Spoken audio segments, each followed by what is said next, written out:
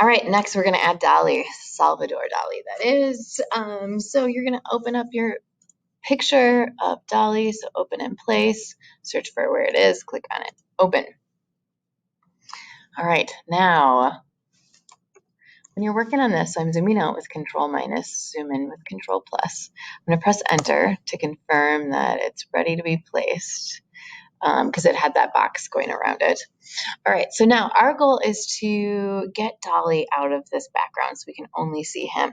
All right, it's going to be trickier because of the patterns in the background and the shadowing. So I'm going to show you a couple new tools that you can use.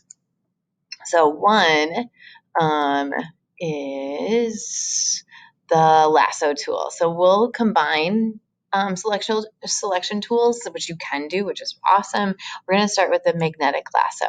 So when you're using Photopea, you're going to have to be patient with the start of this at least. But what I'm trying to do is get that plus, so that the crosshairs of the plus lined up with the edge of the area I'm trying to select. So in this case, find an area that has some contrast. So like the light gray to the black, just because it's going to find that edge a little easier. Click and then give it a second. Okay. So once you start, once you move your cursor, you'll see a line showing up. There we go. So I just had to be patient. So that first box there is that anchor point. Okay, anchor points are going to anchor it to finding the edge. It does a really pretty good job overall. So all I'm doing is keeping my cursor close to the edge of the head, following it around. Photopea is figuring out where that edge is and trying to place those points. Now, it's going to have some trouble in some spots, like right here. It just doesn't know where to go. So I'm going to help it out by clicking down. When I click down, it's going to make that point. Okay, and I clicked right by the ear because then I can make a pivot point here. So this isn't going to be perfect, but it'll be really close overall. It's having a harder time with the jacket because it's so similar value as the background. So I'm going to do a lot more clicks and then I'll come in and I'll clean it up later. I'm going to scroll through here. And then if it does put something in the wrong spot, so let's say I put one over here, you can press delete and just back up and it'll take it away. So you don't have to redo the whole thing. All right, so we'll come around this way. I'm going to have you select all of this, just the face. We'll bring this around over here. And then the key is once you get close to your starting point oh, that's going to need some love. I'll do it in what I'm going to show you next. Okay. End it where you started. So bring it around here. Boom. Connect it. Okay. So now we have our selection on. We can see that dotted line. So now we got to clean it up. Okay. I just looking at it, I know it's not going to be very even. So with the selection on, up here, we're going to go to refine edge. When we click on that, it's going to bring us to a new screen that looks like this. If your computer is really slow with this process, then I'm going to show you a different way to do this next time. With the next steps, you'll see how to do it differently. So Control plus to zoom in. So this is showing you what your mask will look like. It automatically is putting a feather, a border feather on here. So we're going to change that to 0 because I want you to have like a nice, even, smooth edge. So we'll see when in a second, it should make that nice and straight on the edge. And then, so this is basically we're painting with a brush in this. With a mask, anything that's white or showing up as white, so we can see our white here, is what we want to see, and we want to keep, essentially. Anything that's black, we want to hide. So when you're using these values, for now, just use the black and white. I'm missing a little bit of the head right now, so I'm going to click on the white swatch right here, and then what I'm going to do is I'm just going to come around and I'm going to click, and that is actually bringing out part of that picture. Okay, and I can use this to clean up the edge of my selection. So you can see how jagged it is. If you make your brush nice and big, it's going to help you create more even edges. So I'm going to come around here.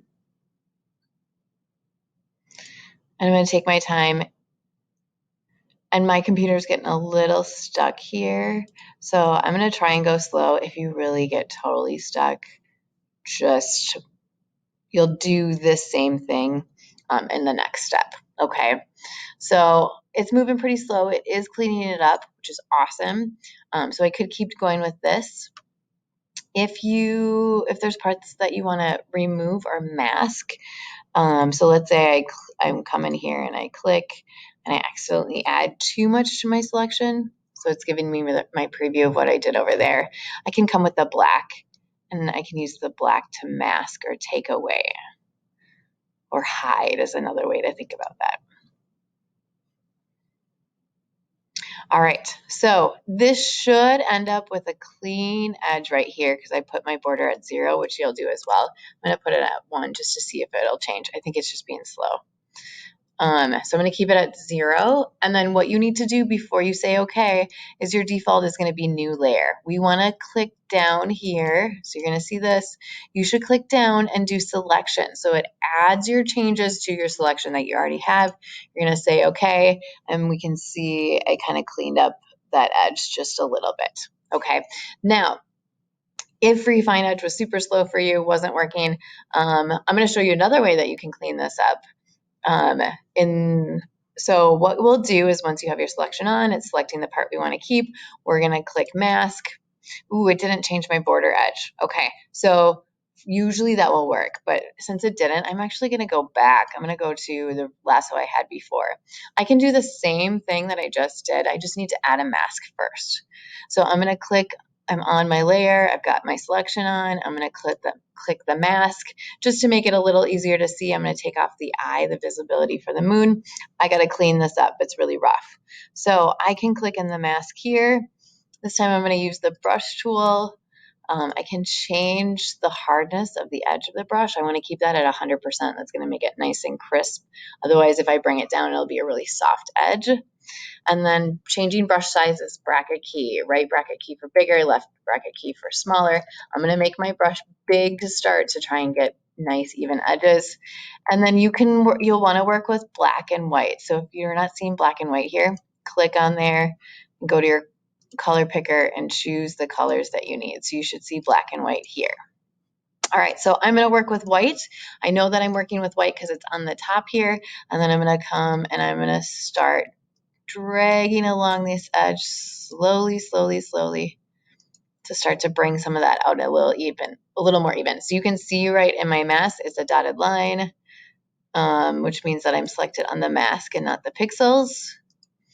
Because if you start to see like this, is asking to rasterize it. Or if you see like black and white splotches on it, it means you're not on your mask. It means you're just painting on the pixels of the image. Okay, so this is a pretty good way to come and kind of clean up some of those edges when I need to get in an area that's a little bit smaller. So like the hair here, I'm just going to make my brush smaller. I'm going to come and kind of clean up that a little bit more. And then let's say, oops, I went too far. I'm going to press the letter X or click on the 2 arrows. And then you can see it switches to black, and I'm going to use the black to mask. Okay. I'm less clicking and dragging, and I'm more just like clicking, moving to a new spot, clicking, moving to a new spot, and that gets a little more even. Okay.